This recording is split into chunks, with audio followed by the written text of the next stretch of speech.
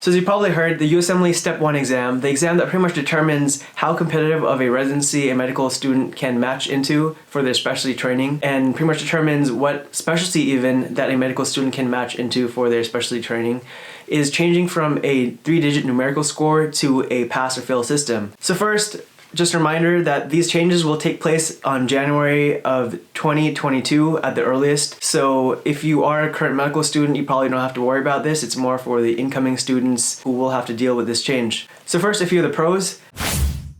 With a pass or fail system, you're going to have less stress and you're going to need less time to prepare for an exam that you don't need to go for a high digit numerical score anymore on. And so with this, you're able to prepare less for it. You're able to save time, maybe allocate some of that dedicated study time to shadowing opportunities, to starting clinical rotations a little bit earlier, or doing more electives perhaps. That will help expose you to more specialties, will expose you to maybe the specialty that you want a little bit earlier, and maybe let you even do things like enhance your clinical development through these electives and through these other rotations a little bit sooner. Another benefit is if you come from a more prestigious university, you're able to tap into more of those research opportunities, those high-level faculty, those networking opportunities, even your school's name, and various other resources, and focus on those more rather than worrying about the Step 1 score that you have to compete with other students for.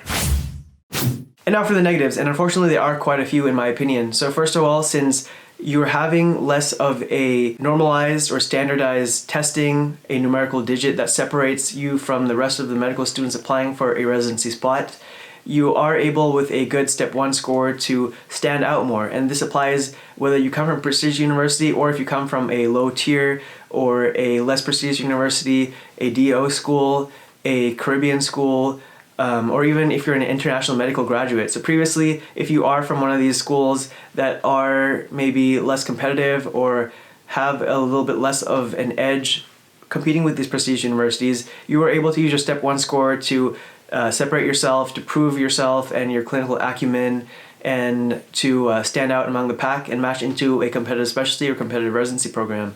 Now, you will only have the USMLE Step 2 exam, which will still be a 3-digit score to separate yourself from the pack. And unfortunately, this might not be enough to help you with all the people you're competing against. Unfortunately, this skews the playing field a little bit and makes the medical school application process a little bit more unfair and unequal in my opinion.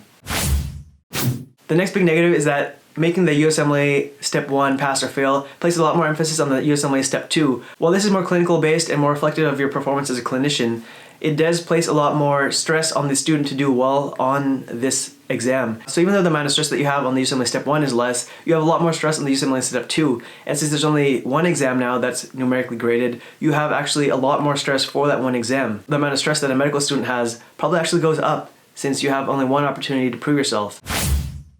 In the past, with USMLE Step 1 being a 3-digit score, you were able to maybe not do as well as you wanted to on the first exam, and then improve your score on the second exam if you wanted to prove yourself, show your development as a student and as a learner, as a future physician, and have more opportunities to make up for any kind of mistakes that you had, or even have further opportunities to prove that you are a consistently solid, high-performing student. So the USMLE Step 1 exam provides less opportunity for medical students who maybe didn't do as well on the Step 1 exam to prove themselves on the Step 2 exam and get into the specialty or residency program that they really want to get into. Another big issue is that since the USMLE Step 2 is so late in the medical student's career, often after the third year of medical school ends, and a little bit before the residency application process, having a numerical score that pretty much determines what specialty you can get into and how competitive of a program you can get into so late in the game means that if you don't get the score you want, you're pretty much in trouble. A lot of these competitive specialty programs require a lot of research, a lot of networking opportunities, a lot of involvement in that specialty. So if you're trying to do something like dermatology, you want to have a lot of dermatology research papers, publications in that field. You want to be in dermatology groups. You want to have connections with dermatology professors, letter of recommendation from them, and things like that. However, if you don't get the score that you want, whatever your backup specialty is or whatever alternative specialty that you're trying to apply to that you're maybe interested in still, you might not be as prepared to apply to that specialty and you may have to pick another specialty instead.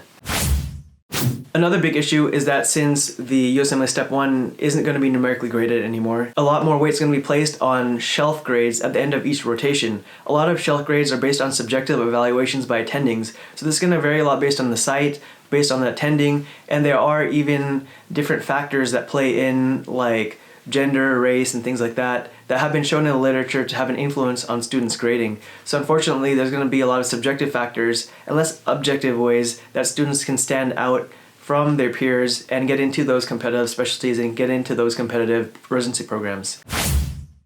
Another big issue with the Step 1 being pass or fail is that it creates a lot more workload on staff and administrators, residents, and doctors in these residency programs to try and screen through a larger pool of applicants. Sometimes for some residency programs, if they're really competitive, they could be like 100 or more applicants for one residency spot.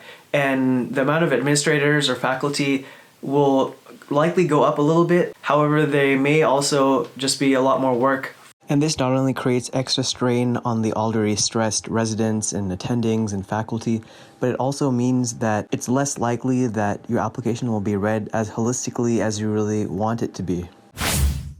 So unfortunately, this big change also places a lot of stress on pre-meds. Pre-meds already have a lot to deal with thousands of different extracurricular activities, doing research and volunteering and shadowing and 1,000 other different things, along with trying to do really well in their MCAT. And so the MCAT score is going to have a lot more weight in the medical school process, as well as the rest of a pre-med student's application, as well as what school they go to and things like that. So unfortunately, there will be a lot more stress on pre-meds, a lot more stress on pre-meds taking the MCAT. And what medical school you go into will have a lot bigger effect on what kind of specialty you can match into and what level of competitiveness of residency that you can match into.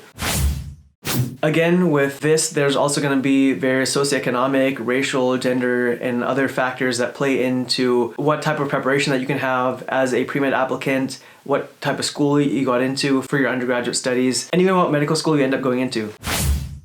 So overall, to summarize, there are various pros of making the USMLE Step 1 pass or fail. It's going to reduce the amount of stress for Step 1. However, unfortunately, there are a lot of negatives that I believe outweigh the positives in this instance, where there's going to be a lot more stress with studying for Step 2. There's going to be a lot more emphasis on subjective evaluations, on rotations, as well as other areas like the dean's letter or other things that students can't control as much. There's also less opportunity for students that either didn't come from prestigious universities or that maybe didn't perform as well academically as they would have liked early on in their medical career to prove themselves and get into those specialties that they really want to get into, or get into those competitive residency programs that they really want to get into. And overall, it seems like there's a lot less opportunity for students to set themselves apart in a more objective fashion with more objective markers or indicators of their overall performance. So I think that overall though, this is a shift and a small change that will likely lead to a lot more changes in the medical education process. I believe the goal is to make the overall process a lot more holistic